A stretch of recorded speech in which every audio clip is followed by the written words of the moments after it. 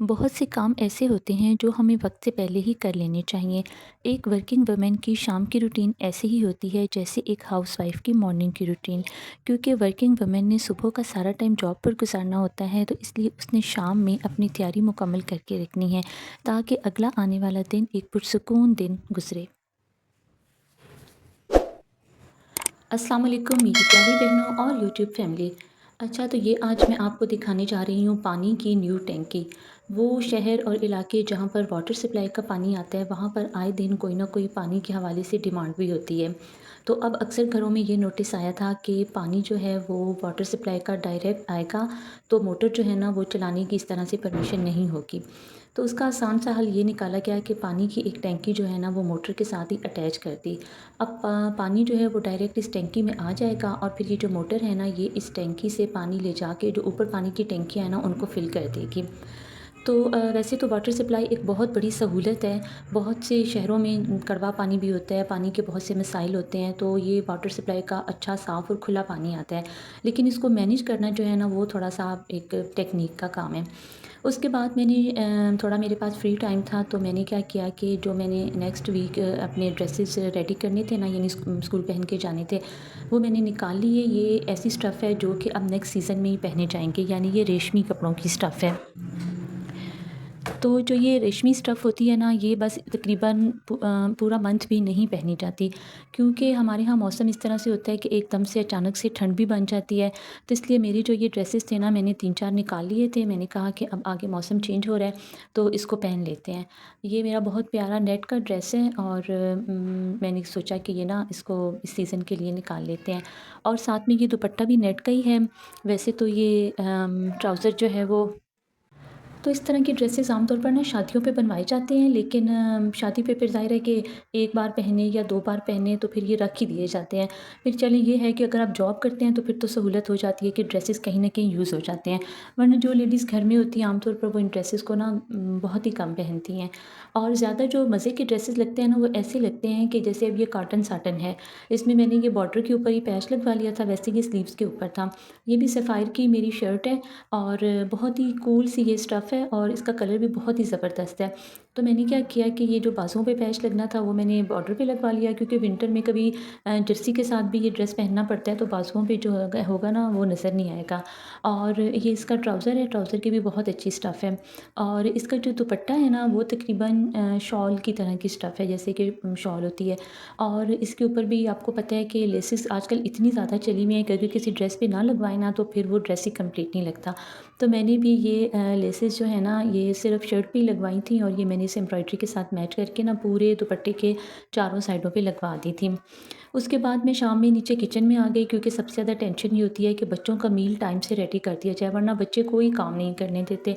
और मैंने ये चिकन निकाल लिया था फ्रीज़ हुआ हुआ। चिकन के थोड़े-थोड़े ना बनाकर पैकेट्स रख देती हूँ, या इस तरह छोटी प्लेट्स में या ट्रे में।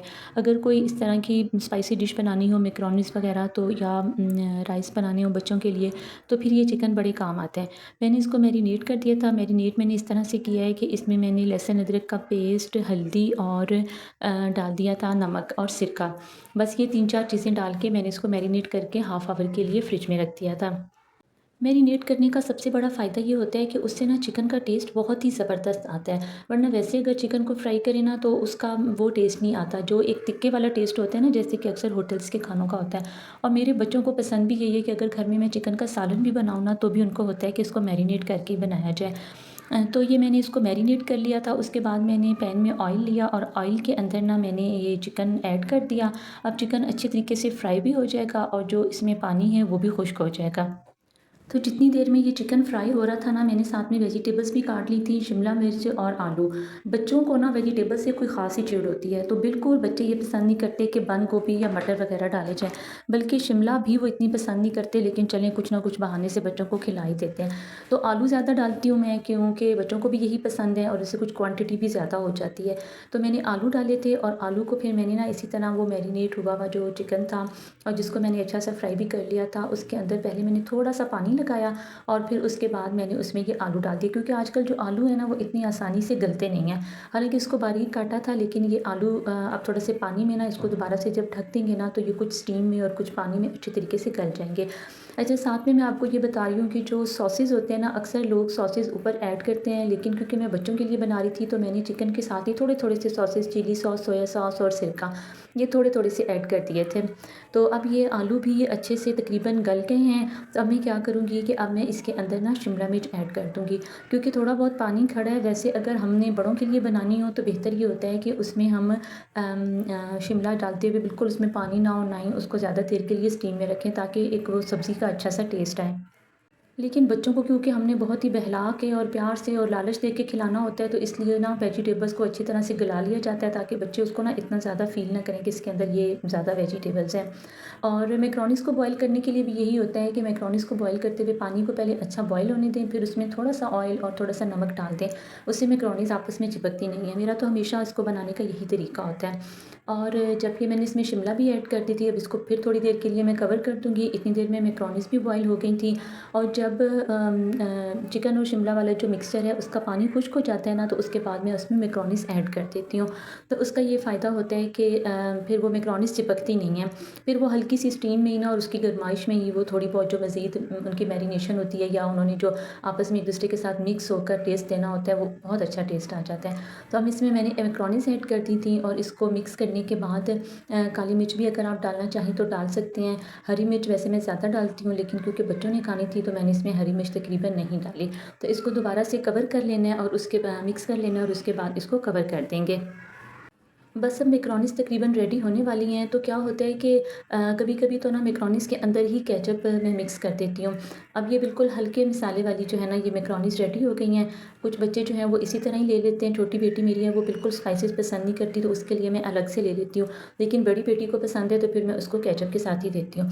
और जब एक दफ़ा बंदा किचन में आ जाए ना, तो फिर ये होता है कि किचन के काम वाइंड अप करके ही आप ऊपर जाएँ, क्योंकि फिर दोबारा से किचन की तरफ ही माइंड रहता है और उस तरह से ना सारे जो मतलब एक टेंशन ही बनी रहती है। फिर टाइम भी इतना कम होता है, टाइम मैनेजमेंट का भी ख़्याल रखना होता है। तो मैं ऐसा ये करती हूँ कि जब खाना रेडी हो गया था, मैंने बच्चों को दे दिया था, तो उसके बाद मैंने बर्तन वॉश कर लिए और उनको प्रॉपर तरीके से साथ में अरेंज भी कर दिया। असल में होता यही है कि जब आप एक काम के लिए जाते हैं ना, तो बेहतर होता है कि उस काम को मुकम्मल तरीके से पहले ख़त्म कर लिया जाए। किचन के काम के लिए 1 आवर या 2 आवर्स होते हैं, तो बेहतर है कि आप किचन का काम किचन को ये 2 घंटे दें और फिर आराम से तसल्ली से सबको खाना देने के बाद, किचन को क्लीन करने के बाद तब हम अपना नेक्स्ट काम स्टार्ट करें। और बच्चों वाली मदर्स का तो यही मसला होता है कि अगर वो काम को बीच में छोड़कर किसी और काम में लग जाए ना, तो फिर वो काम अधूरा ही रह जाता है। तो जब तक बच्चे खाना खाने में बिज़ी थे, मैंने किचन को क्लीन कर लिया था, बच्चों के फीडर भी धो लिए, उनके लंच बॉक्सेस भी, और इस तरह से मैंने ना सारी चीज़ें इसमें रख दी थी। ये होता है कि फिर ये अच्छी तरह से खुश्क हो जाती हैं, फिर अगर टाइम मिल जाए तो मैं इनको प्रॉपर अरेंज कर लेती हूँ, वरना ये इसी तरह ही अनकवर्ड ही पड़ी रहती हैं। ये है कि इनको उल्टा करके रख देती हूँ ताकि ये महफूज़ रहें। तो रखने के बाद फिर अब मैं किचन का शेड भी साफ़ कर लिया, किचन भी क्लीन कर लिया। अब ये है कि एक तसल्ली हो गई है। अब अगर रात में इनको मैं ना भी दोबारा मज़ीद अरेंज कर सकूँ तो इट्स ओके। अच्छा, फिर ये होता है रात को सोने से पहले, मैंने बताया था आजकल वैसे ही बच्चों के पेपर हो रहे हैं, तो मुझे बहुत फ़िक्र होती है। मैं रात को ज़रूर बच्चों को एक दफ़ा चेक करती हूँ कि जो मैंने उनको टेस्ट बना के दिए थे उन्होंने प्रॉपर्ली उसको सॉल्व किया है या नहीं। तो जब ज़िम्मेदारी होती है ना सर पे, तो फिर सारे काम ही मैनेज हो जाते हैं। और जब बच्चों का सवाल आता है ना, तो फिर ये होता है कि टाइम निकालना ही पड़ता है, चाहे हम कितने ही क्यों ना थके हुए हों। और आखिर में ये है कि अल्लाह ताला के साथ का लाख-लाख शुक्र है कि इन तमाम कामों की उसने एनर्जी दी है। तो रात को सोने से पहले जो भी नमाज़ होती है मैं वो ज़रूर अदा करती हूँ। साथ में अल्लाह ताला का शुक्र अदा करती हूँ कि उसने हमें एनर्जीज़ दी हैं, नेमतें दी हैं, और उसकी ज़ात का बेशुमार एहसान है। और फिर सोने से पहले ये भी एक काम था कि मैं सुबह के लिए ना छोटी बेटी मेरी प्ले ग्रुप में पढ़ती है, तो उसके लिए रोज़ ही ड्रेसेस का इशू होता है कि अब क्या पहने तो अब क्या पहने। कभी तो मैं मॉर्निंग में उसकी ड्रेसेस निकाल रही होती हूँ, लेकिन आज क्योंकि मुझे पता था कि मौसम काफ़ी चेंज हो गया है, तो ये एक फैंसी ड्रेस था, मैंने उसका ये ड्रेस निकाल के रेडी कर दिया ताकि सुबह मुझे टेंशन ना हो। और बच्चों का यूनिफ़ॉर्म भी मैंने रात में प्रेस कर दिया था।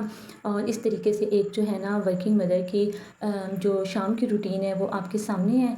और अगर आपको आज की वीडियो पसंद आई है तो इसको ज़रूर लाइक करें और मेरे चैनल को सब्सक्राइब करें। और अब ये इस वक्त रात के तकरीबन 10 बजे का टाइम है। मैं सोने लगी थी तो मैंने बाहर टेरेस पे आके देखा, ये आपको बहुत ही खूबसूरत चाँद नज़र आ रहा होगा। ये दरख्तों के पीछे छुपा हुआ है। जैसे ही मैं थोड़ा कैमरे को मूव करती हूँ तो कभी ये पत्तों के पीछे छुप जाता है और कभी ये बिल्कुल वाज़ेह नज़र आ जाता है। तो इस चाँद को देखकर आपको अंदाज़ा हो रहा होगा कि अब रात काफ़ी ज़्यादा हो चुकी है, सोने का टाइम है। और आसमान पे चाँद नज़र आ जाए तो वैसे ही इतनी ज़्यादा खुशी होती है और एक पुरसुकून नींद आती है।